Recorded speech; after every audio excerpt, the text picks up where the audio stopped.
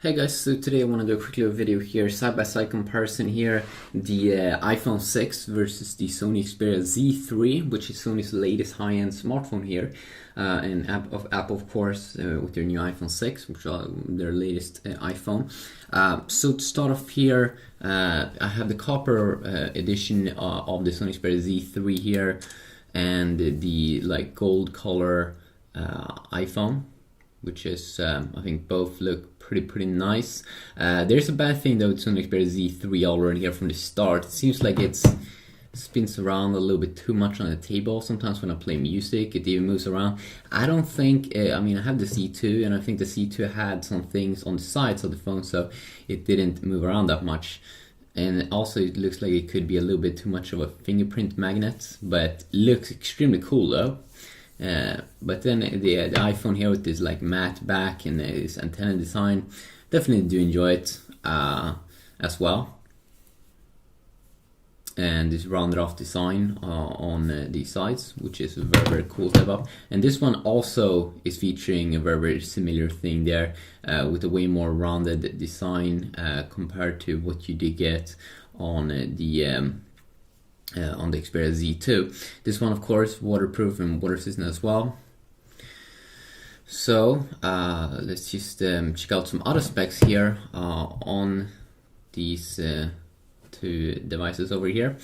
So we do have a 4.7 inch display here, so a little bit smaller on the iPhone, versus 5.2 inch display here on the Xperia Z3. This Xperia Z3 also looks like it's a little bit thicker versus the slim iPhone.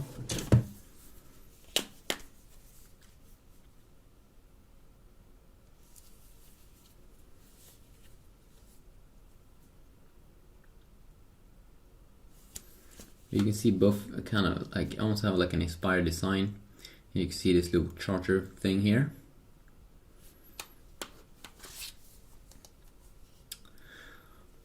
What else kind of specs do we have? Well, it's not just that, of course. We do have the latest version of Android here, and we do get Apple's latest iOS version here, which is iOS 8.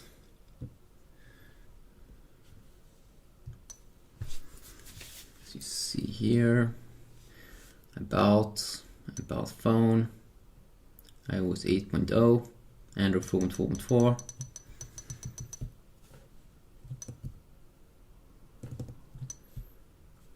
You can kind of see here multitasking, of course. Close all, pretty nice. So some other specs here, of course, on these two devices is here we have a 720p resolution display, or I think you should maybe call it 720p, 750p, 1080p display here on the Xperia Z3 here, which is of course higher resolution. Overall, the pixel density, even though it's bigger, I think the PPI pixels per inch is a little bit higher. 16 and 32GB variants of both these two devices.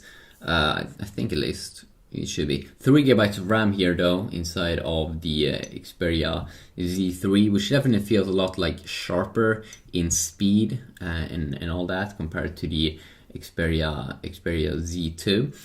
But I haven't tested it that much. I definitely will do that because it feels nice. And also the like feedback when you write stuff and everything looks nice. Of course, with the new iPhone, you can finally type, I feel, with two hands, and it kind of feels like Apple finally did this. You can type with two hands. I find it always kind of hard on a 4-inch display. Touch ID should also be better here than to the previous iPhones. 8 megapixel camera though here, downside on the iPhone here, only 8 megapixel, and Android and many other smartphones, they have at least like 30 megapixel camera. But then again, of course, it's not all about pixels. I mean, Apple have done some good things here. You can change exposure and stuff like that when you take pictures, and that's definitely a nice little thing there. But I mean, it shouldn't be no match here for Sony with this awesome 20 megapixel camera. I mean, I'm pretty sure it takes way better pictures. So that is definitely cool here on the Sony smartphone. Quad-core 2.5 GHz Snapdragon 801 inside of the Xperia Z3 versus dual-core 1.4 GHz, which is a step up from older iPhones. Apple A8 chipset with the GPU GX, the Power VR GX 6450 versus the Adreno 330 GPU here inside of the Z3. Which is what the most Android devices use nowadays. There's a big thing here on difference in battery life. 3,100 milliamps inside of the Xperia Z3, which is sounds extremely high compared to the only 1,810 milliamps that you do get on the iPhone 6. You can also see here it has a great power management app here, where you can have a bunch of different modes. You can see how long battery life and stuff like that. Of course, the iPhone also has similar things. If we go into general, you see usage, battery usage. You can at least see what kind of apps that's using battery life. But I don't think it really has that good like power management as the Xperia phone has. So that could be interesting there. So definitely let me know if you want to see specific comparisons like in games and stuff. This was just an overall little look here on different things. Of course, there's a lot of things to go over, but some people just want to have a quick little look here on the specs and everything. And maybe they could decide from that which is their favorite device.